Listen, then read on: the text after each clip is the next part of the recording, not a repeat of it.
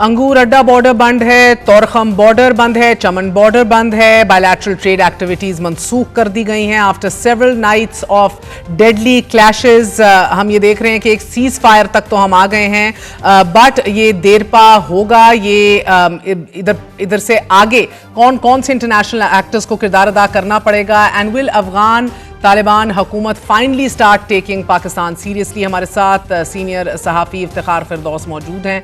फिरदौस साहब, बहुत बहुत शुक्रिया साथ देने का। हमने ये स्क्रिप्ट पहले देखी हुई है, talks, negotiations, Afghan Taliban appeasement, facilitations, मगर इस बार भारहा बड़ा सख्त और बेहतरीन मौक़िफ़ लेके इनफ इज़ इनफ पाकिस्तान जो है वो अब सीज़ फायर की तरफ अब बढ़ तो गया उनके कहने पर, लेकिन अगले 48 घंटे आपके नज़दीक कितने अहम हैं? देखें, जो सिचुएशन अफगानिस्तान की बन रही है, एक तो पाकिस्तान ने के फॉरेन ऑफिस ने जो स्टेटमेंट दी है, अभी अफगान तालिबान ने भी स्टेटमेंट जो है वो सीज फायर के हवाले से पब्लिश की है। उन्होंने उसमें ये दावा की है कि पाकिस्तान ने रिक्वेस्ट की है, जैसे कि पाकिस्तान के फॉरेन ऑफिस ने रिक्वेस्ट की थी कि अफगान तालिबान के रेजीम ने जो है वो रिक्वेस्ट की है सीज फायर की। सो दोनों ममालिक जो है वो ऑब्वियसली इस टाइम पर एक कॉन्फ्रंटेशनल मोड में है, और मेरी इतला के मुताबिक there was a third country that reached out, जिसने ये मुफाहमत की बात की कि आप बैठ कर जो है वो बात करें। जो 48 आवर्स हैं वो अहम इसलिए हैं बिकॉज जो कंसल्टेशन जारी थी कि इस बात को अब आगे ले जाना कैसे है पाकिस्तान की तरफ से, उसमें एक बहुत जीरो नॉन टॉलरेंस पॉलिसी जो है वो मेंशन्ड है कि जो पहले डिमांड थी टीटीपी के हवाले से कि अफगानिस्तान की सरजमीन पाकिस्तान के खिलाफ इस्तेमाल ना हो, ये सबसे पहला पॉइंट है टू स्टार्ट द प्रोसेस। अब इतनी तबाही के बाद जब दोनों ममालिक लड़ चुके हैं, कैजुअलिटी सफ़र कर चुके हैं, और अफगानिस्तान ऑब्वियसली उनके पास कुछ ज़्यादा है भी नहीं। जो पाकिस्तान ने टारगेट किया वो रिफ्रेन से का टारगेट किया, it's just been a defensive attack sofa.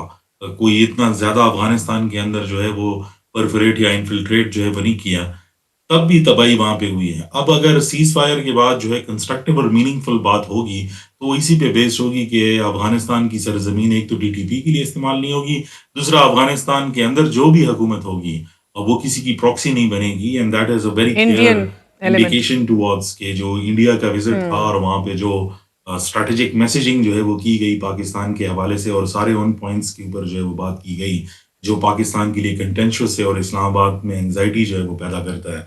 तो एक बहुत क्लियर पार्ट है। अगर पर्सनली आप जानना चाहती हैं कि ये है क्या मेरा तज्जिया, मैं ये समझता हूँ कि ये प्रॉब्लम रहेगा।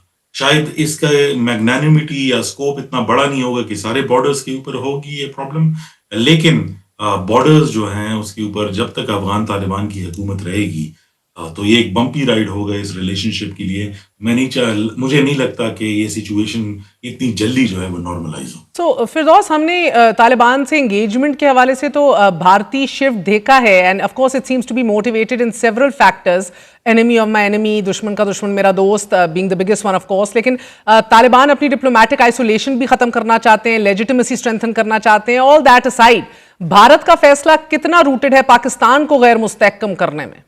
I think it's just rooted in the fact of making Pakistan insecure, because technically India cannot recognize the Afghan Taliban.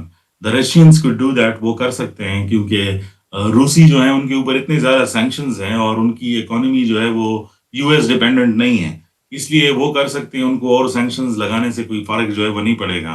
India नहीं कर सकता क्योंकि it still relies and trades in US dollar, तो उनकी इकोनॉमी सारी तबाह हो जाएगी अगर उसको रिकग्नाइज करेंगे।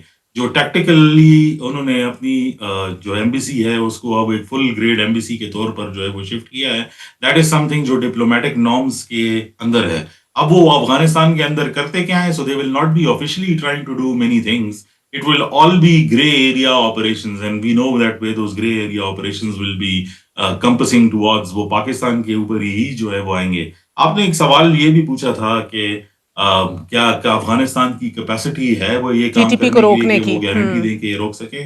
मैं ये समझता हूँ कि उनके पास सिर्फ इसी की कैपेसिटी है कि वो जो टेररिस्ट ऑर्गेनाइजेशंस हैं उनको जो है वो रोक सके। आई डोंट नो कि डेवलपमेंट और बाकी सारी चीजों में कितना किरदार है, लेकिन ये उनके आइडियोलॉजिकल अम्ब्रेला के नीचे हैं। और अगर आप जॉइंट स्टेटमेंट को जो है वो देखें भी, and I am sure you have seen it, उसके अंदर एक बहुत क्लियर पॉइंट है اور متقی صاحب نے جو ہے نیو ڈیلی میں بیٹھ کر انڈیا کو کلیریفیکیشن بھی دی کہ ہماری سرزمین کے اوپر اگر کوئی ایسے ایلیمنٹس تھے جو انڈیا کی نیشنل سیکیورٹی کے لیے پرابلم بن رہے تھے تو ہم نے ان سب کا صفایا کر دیا.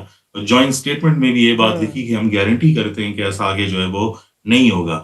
ہم تو تقریباً پچھلے 5-6 سالوں سے ان کو کہہ رہے ہیں کہ you need to give us that ہمیں نہیں گارنٹی. دیتے. اس سائٹ پر وہ گارنٹی جو ہے وہ نہیں آئی. پھر وہ یہ سوال پوچھتے ہیں کہ باقی سارے ممالک کو مسئلہ نہیں ہے, پاکستان کو کیوں مسئلہ ہے؟ Because it's the target is Pakistan. And I think کہ وہ جو ٹرینڈس تھے افغان طالبان کے, وہ جو شریعہ بیسڈ ان کی ایک ماڈل تھا جس کے ذریعے وہ اپنے آپ کو جو ہے وہ امپوز کرنا چاہتے تھے, that's become more of an Afghan nationalistic جو ہے جو ڈی این اے کے اندر جو پرابلم تھا, اور اس کے اوپر سب سے کنٹینشیس پوائنٹ جو ہے وہ ڈیورنٹ لائن کا ہے. And that's why